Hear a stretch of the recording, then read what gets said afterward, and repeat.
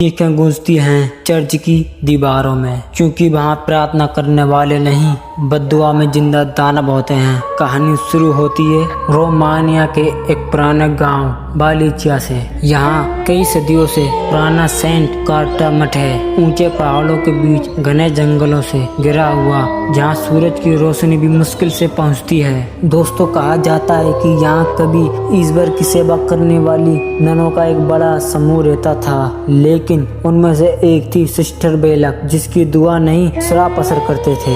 ये बात है 1850 में, जब मठ में एक भयानक घटना हुई। एक रात लगातार कई दिनों तक तूफान चला और मठ की सबसे पुरानी दीवार के नीचे से अजीब आवाजें आने लगी, जैसे कोई जंजीर घसीट रहा हो। सिस्टर बेलक दावा करती थी कि उसने ईश्वर से परे किसी सत्ता को महसूस किया है, एक ऐसा अंधेरा जो लोगों की आत्मा निकल जाता है। बाकी ननों ने उसे पागल समझकर प्रार्थना गृह में बंद करा दिया, लेकिन तीसरे दिन जब दरवाजा खोला गया, बेलक जिंदा थी, पर उसकी आंखें काली पड़ चुकी थी और उसके मुंह से सिर्फ एक ही शब्द निकला, बेलक इज फ्री। उस घटना के बाद मठ की हर घंटी अपने आप बजने लगी। सभी नन या तो गायब हो गई या फिर अपनी जान खुद ही ले ली। सन 1952 उस मठ को दोबारा खोला गया। सालों बाद 1952 में वेटिकन चर्च से एक फादर और एक नई नन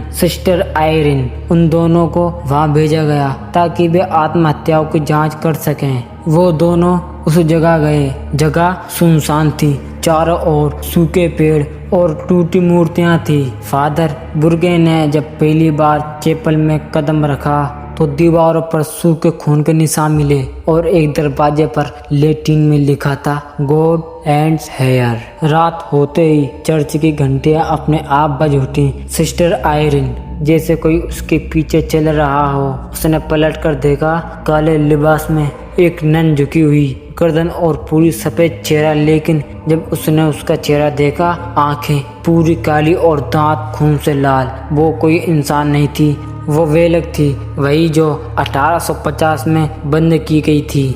वो नन अब हर रात चर्च में घूमती थी। वो किसी भी इंसान की शक्ल ले सकती थी, किसी आवाज में बोल सकती थी, और सबसे डरावना, वो लोगों के पापों को देखकर उनके खिलाफ इस्तेमाल करती थी। फादर बुर्गे ने एक रात लैटिन में प्रार्थना शुरू की, लेकिन बेलक ने उसका चेहरा पकड़कर कहा, तुम्हारे भगवान ने मुझे यहाँ से निकाला नहीं, बल्कि उसने मुझे यहाँ भेजा है। फादर की आवाज पूरे चर्च में गूंज उठी।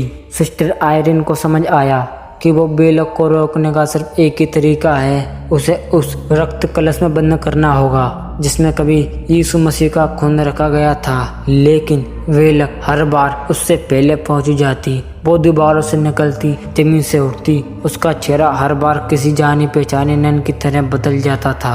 आखिरकार सिस्टर आयरिन प्रार्थना के बीच वो कलश बेलक के मुंह पर फेंका और पूरा मठ आग में जल उठा। लेकिन जब धुआं उठा, बेलक का शरीर गायब हो चुका था। फिर आता है साल 1971। अमेरिका में एक परिवार के घर में अचानक अजीब घटना शुरू होती हैं। चीजें अपने आप हिलती हैं, दीवारों पर क्रॉस उल्टे हो जाते हैं। वहाँ बुलाया जाता है एक जोड़ा, एड और लॉरेन वॉरेन को।